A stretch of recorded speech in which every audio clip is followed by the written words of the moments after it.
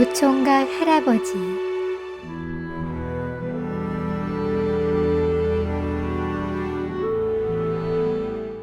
옛날 동강이 흐르는 마을에 평생을 총각으로 지내온 복만이라는 노총각 할아버지가 살고 있었다. 복만이 할아버지는 산에서 나는 나물과 약초로 생계를 이어갔다. 산에 오를 때면 복만이 할아버지는 주먹밥 한 덩이를 싸서 동강에 들려 마실 물을 담아서 갔다. 산에서 나무를 하다 점심때가 되면 주변에 널린 나무를 뜯어 주먹밥에 쌈 싸먹기 다반사였다. 복만이 할아버지가 밥을 먹는 장소는 산속 한적한 부모님 묘소였다. 산에 오를 때마다 꼭 들러 인사를 올리곤 했다.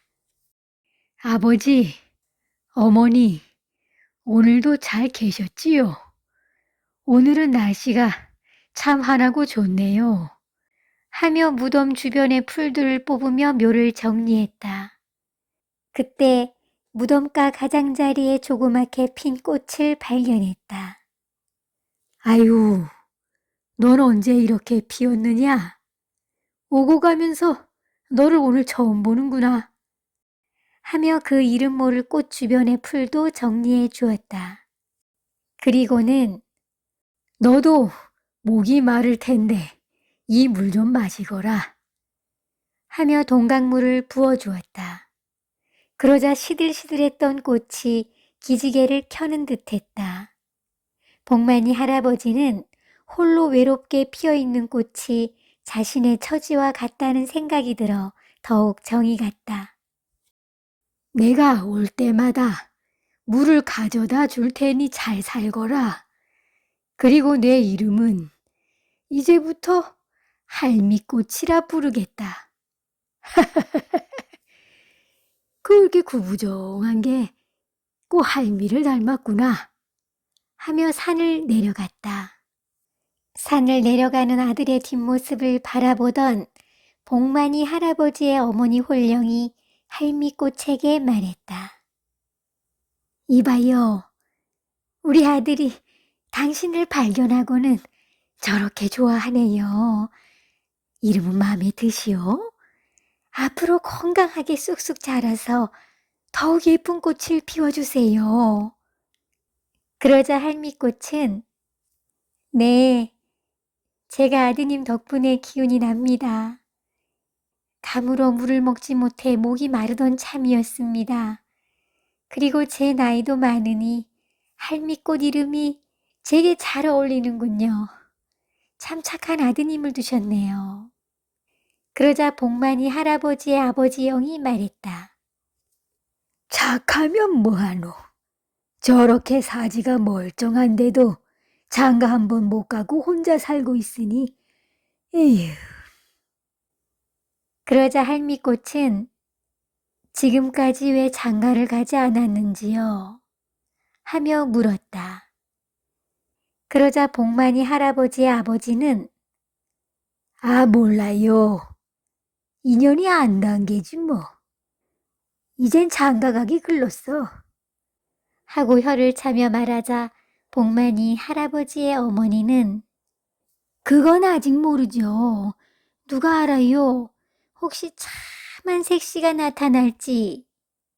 말하고는 아들이 보이지 않을 때까지 바라보았다. 복만이 할아버지의 부모님은 할미꽃과 이런저런 이야기를 나누었다. 복만이 할아버지는 다음 날도 그 다음 날도 부모님 무덤가에 찾아가 인사를 드리고 할미꽃에게도 동강물을 주며 극진히 돌보았다. 어느덧 복만이 할아버지는 할미꽃이 친구처럼 느껴졌고 매년 봄이 되길 기다렸다. 겨울이 되면 할미꽃이 얼지 않도록 나뭇잎으로 덮어주고 짐승이라도 나타나 해를 입힐까 노심초사 신경을 썼다. 복만이 할아버지가 사계절 내내 할미꽃에게 동강물을 주며 돌본 지 999일째가 된 어느 봄날이었다. 복만이 할아버지는 그만 심한 몸살로 꼼짝을 할 수가 없었다. 할미꽃은 복만이 할아버지를 기다렸지만 나타나지 않았다. 그래서 할미꽃은 많이 아프신 건가?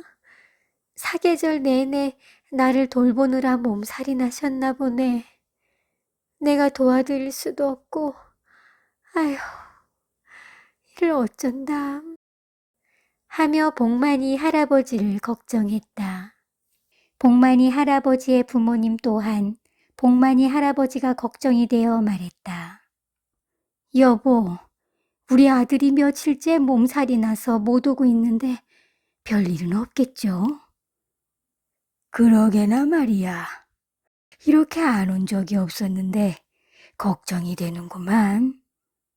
그때 할미꽃이 시름시름 앓는 소리를 내며 기침을 했다. 아유, 저런, 여보, 할미꽃이 다 죽어가요. 며칠째 물을 먹지 못해 말라 죽으려나 봐요. 아유, 이를 어떡하나? 하며 안절부절 못했다. 아들은 아파 누워있고 할미꽃은 죽게 생겼으니 내 꿈에라도 나타나 할미꽃을 살려야겠소. 그날 밤 저녁 복만이 할아버지는 꿈을 꾸었다. 아들아, 아들아, 일어나거라. 무덤가에 할미꽃이 며칠째 물을 먹지 못해 시름시름 앓고 있단다. 이러다 목말라 죽을 것 같구나. 어서 일어나 물을 주거라. 아버지, 아버지! 하며 복만이 할아버지가 잠에서 깨어났다. 복만이 할아버지는 정신이 번쩍 들었다. 이건 필시 할미꽃을 살리라는 아버님의 말씀인 게야. 내 이러고 있을 때가 아니지. 하며 복만이 할아버지는 아픈 몸을 이끌고 표주박에 동강물을 담았다. 땀을 뻘뻘 흘리며 할미꽃에게 갔다. 새벽이라 길은 어둡고 며칠째 알아누워 밥을 먹지 못해 비틀비틀 산에 오르는 모습이 꼭 술에 취한 사람 같았다. 이윽고 무덤에 도착했다. 복만이 할아버지는 시들어 다 죽어가는 할미꽃에게 물을 주며 힘없는 목소리로 말했다. 미안하구나. 내 아픈 나머지 내게 오는 것을 게을리했다. 그 모습을 지켜보던 복만이 할아버지의 어머님 홀령은 아들이 내내 안쓰러웠다. 여보, 오죽 쓸쓸하면 꽃을 벗삼아 저리도 정성을 다하는 걸까요? 내 저승에서도 아들 녀석 때문에 마음이 편치가 않네요. 하며 눈물을 훔쳤다. 복만이 할아버지는 부모님 무덤 옆에 누워 할미꽃을 바라보았다. 할미꽃이 꼭 부모님의 모습 같았다. 그래서 더욱 할미꽃의 마음이 갔다. 그리고는 할미꽃을 쓰다듬으며 물을 조금씩 조금씩 주었다. 그때였다. 갑자기 할미꽃이 빛을 내면서 쑥쑥 자라기 시작했다. 그 크기가 복만이 할아버지의 키만 했다. 복만이 할아버지는 그 광경에 놀라 꼼짝도 못하고 바라보았다. 그때 어여쁜 할머니가 복만이 할아버지에게로 걸어와 공손히 인사를 한 후 이야기를 했다. 저는 동강물을 먹고 사람이 된 할미꽃입니다. 1000일 동안 동강물을 먹으면 저는 사람이 될 수 있습니다. 그런데 1000일을 하루 앞두고 제가 그만 병이 나 죽어가고 있었습니다. 하운데 당신이 아픈 몸을 이끌고 동강물을 주어 제가 이렇게 사람이 되었습니다. 정말 고맙습니다. 이 은혜를 어찌 갚아야 할지. 그러자 그 모습을 지켜보던 복만이 할아버지의 부모님 홀령은 우리의 기도가 이루어졌네요. 우리 아들과 결혼해요. 결혼해. 이건 하늘의 뜻입니다. 그러니 당연히 결혼을 해야지. 하며 할미꽃을 부추겼다. 복만이 할아버지는 꿈에 나타나 할미꽃을 살리라고 한 부모님이 떠올랐다. 부모님을 뵐 수도 없고 목소리도 들을 수는 없었지만 부모님의 도움이라고 생각했다.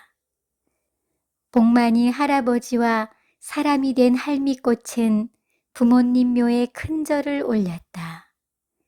복만이 할아버지는 당신과 내가 이리 만나게 된 것은 필시 조상님의 덕이고 하늘이 도운 것입니다. 내 살다 보니 노년의 복을 받네요. 나와 함께 남은 여생을 잘 살아봅시다. 하며 할미꽃의 손을 잡고 말했다. 그러자 할미꽃은 웃으며 고개를 끄덕였다. 그렇게 복만이 할아버지와 할미꽃은 부모님 무덤에서 단둘이 결혼식을 올렸고 행복하게 오래오래 살았다. 복만이 할아버지와 사람이 된 할미꽃이 결혼식을 올린 날 동강 주변에는 많은 할미꽃들이 활짝 피었다. 그 후 혼자가 된 할아버지들은 너도 나도 동강을 찾았다. 그리고는 결혼을 염원하며 동강 주변에 핀 할미꽃들에게 동강물을 주었다. 할아버지들은 그 할미꽃을 동강 할미꽃이라 부르게 되었다.